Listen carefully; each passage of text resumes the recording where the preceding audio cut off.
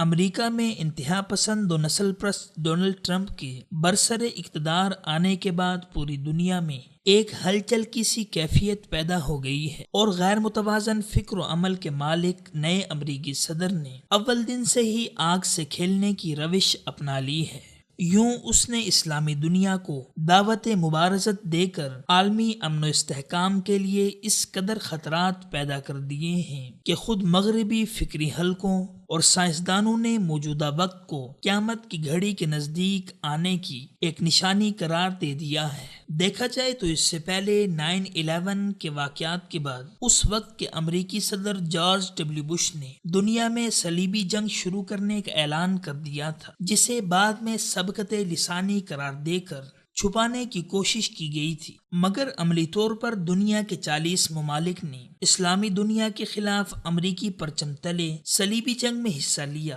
اور دنیا کی جدید ترین عسکری ٹیکنالوجی اور حربی طاقت کے ساتھ 2 اسلامی ممالک کو جھوٹے الزامات کے تحت تاراج کر کے رکھ دیا گیا۔ یوں اس کے نتیجے میں دنیا سے دہشت گردی کا خاتمہ تو نہ ہو سکا، جس کا نعرہ بلند کر کے یہ ساری مہم جوئی کی گئی تھی، تاہم دنیا میں فساد، بے امنی، نفرت، تشدد اور تباہی و بربادی کے مظاہر و عوامل بڑھتے ہی چلے گئے۔ پس افغانستان میں $4 ٹریلین سے زائد کے خطیر وسائل صرف کرنے اور دہشت و وحشت کے تمام حربے استعمال کرنے کے باوجود 16 برس بعد بھی عالمی صلیبی اتحاد کو کامیابی نہ مل سکی، اور عراق میں عالمی قوتوں کی رسوائی کے بعد ان کو اندازہ ہو گیا کہ محض عسکری طاقت کے بل بوتے پر اسلام کے خطرے کا مقابلہ نہیں کیا جا سکتا ہے۔ پس ان طاقتوں نے اس کے بعد اسلامی دنیا میں خانہ جنگی برپا کرنے اور مسلم ممالک کو فرقہ وارانہ بنیاد پر باہم لڑوانے کا خطرناک کھیل کھیلا۔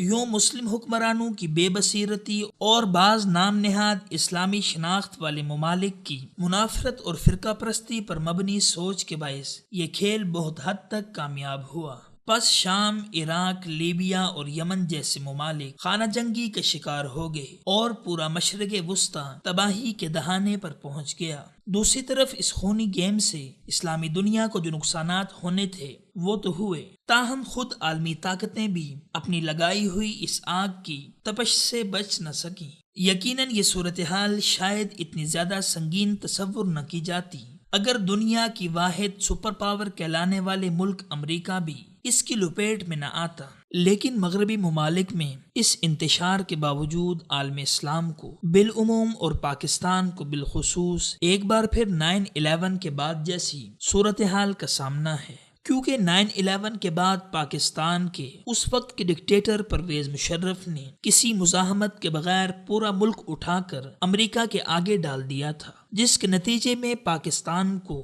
ناقابل تلافی معاشی نقصانات کا بھی سامنا کرنا پڑا، جبکہ پاکستان کو اس کے بدلے میں جو کچھ ملا وہ ٹرمپ سرکار کی تازہ دھمکیوں سے عیاں ہو جاتا ہے۔ پس اس میں شک نہیں ہے کہ پاکستان اس وقت تاریخ کے ایک بڑے آزمائشی لمحے سے گزر رہا ہے۔ یقیناً اس موقع پر پاکستانی حکمرانوں کو بلند حوصلے، نہایت درجے کی حکمت، بصیرت، دور اندیشی اور اولوالعزمی کا مظاہرہ کرنے کی ضرورت ہے، اور اپنے اعصاب و حواس پر قابو رکھ کر پسپائی، بے ہمتی، بے تدبیری اور دباؤ میں آنے کی روایتی پالیسی کو ترک کر کے نہ صرف پاکستانی قوم کے ساتھ بلکہ پورے عالم اسلام کے ساتھ کھڑا ہونا چاہیے، اور پاکستانی حکمرانوں کو ملک و ملت کی مفادات سے ہٹ کر کوئی بھی اقدام کرنے سے قبل اور نہیں تو جنرل پرویز مشرف کا انجام ہی ذہن میں ضرور رکھنا چاہیے۔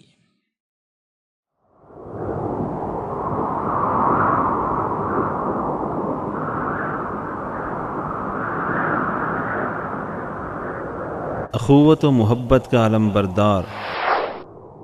وصال اردو